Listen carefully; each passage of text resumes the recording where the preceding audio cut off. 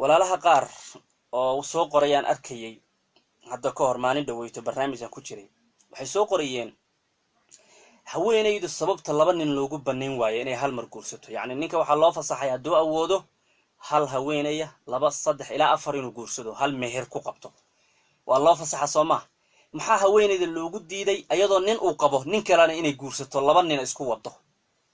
maxaana lakugu fasixi waaya sida ninkaba loogu fasaxay su-aal noocaasa gabdhaha qaar walaalaha isoo weydiiyeen laga yaabaa dhulkay ku noolyihiin reer galbeedka waxa inay ka maqleenoo islaan laba saaxiib lo afar saaxiib le inkastoo reer galbeedka dambe mararka qaarkood ay dhaheen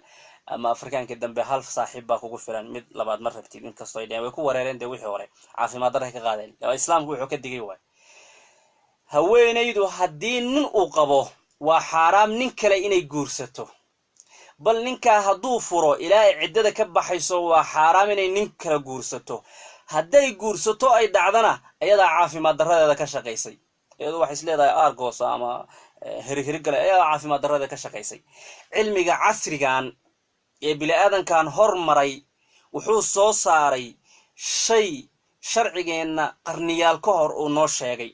oo ah haweeneyda ciddada ku jirta inaan la guursan karin inta ciddada ku jirto iyo haweeneyda in hal nin ay hal meher ku xiri karto markay kaas ka dhamaysato unbay mid kala guursan haddii saa samayn weydo cudurraa haleelaya cilmigan casrigaana taasuu maanta ka maqraati kacaya islaamkeena 110 qarni ka hor wuxuu sheegay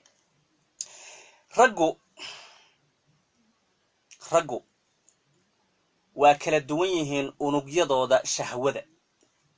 oo cilmi baarista casriga waxay qarti wayo sharcigan hore u sheegay laakiin aanu si fiican u fahmin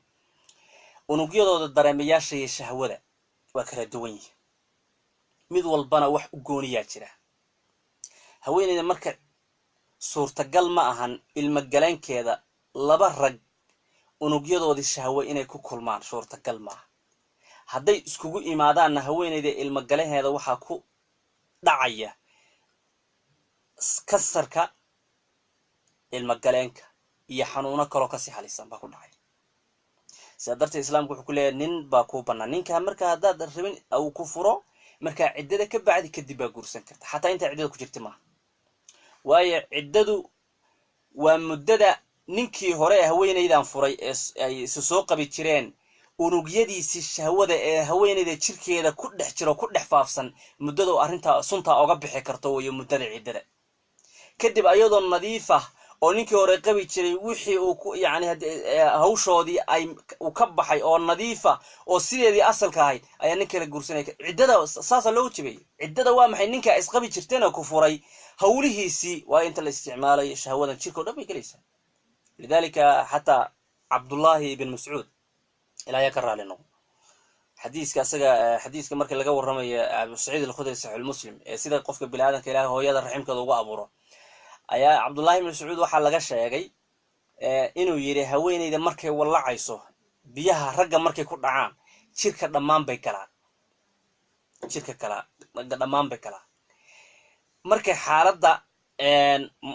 la yiraahdo mudqada la gaaro ayaa la soo yani marka la abuurayo ayaa la soo ururiyaa biyahaas xataa ciidadeeda hoosteeda gelayaan waa laga jirkeeda dhan baa laga soo siibaa laga soo ururina biyihii galay malagii loo dhiibaa kasoo ururina raximka la isku keenaya markaas la rabaa qof in laga sameeyo marka haweenku walacayeen walacana sakaraad ba ninkii waa isoo ura maxaa u tiraada sababta meesha waxba ku jira cabdullaahi ibn mascuud wuxuu jirkeeda dhan baa marka hore biyo galay waa laga soo ururina waa laga soo saara raximka la isku keenay si qof looga abuuro soo ma aragtaan ajiib awoodda ilaah marka haweeney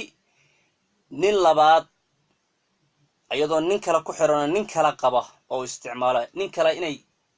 u tagto ama ay u guursato sida ragga loogu fasaxayada looma fasaxin caafimaadkeeda ku jira wabitaali wuxuu ilaahayna amray wey wallah maantadan baa reer galbeedka iyo cilmi baaristayaasha cusub ay ka maqraati kacayaan arrintaas in ilma galankeeda kansar ku dhici kara haddii unugyada ragga oo kala duwan dee iskhilaafsan nool mid gooni u leh ay ku kulmaan haweeneyda raximkeeda hawshaas ku dhici karta marka jawaabti taas way waana baari kartaa cilmiga hawlaha ku saabsan caafimaadka ee masaladaas la xiriirta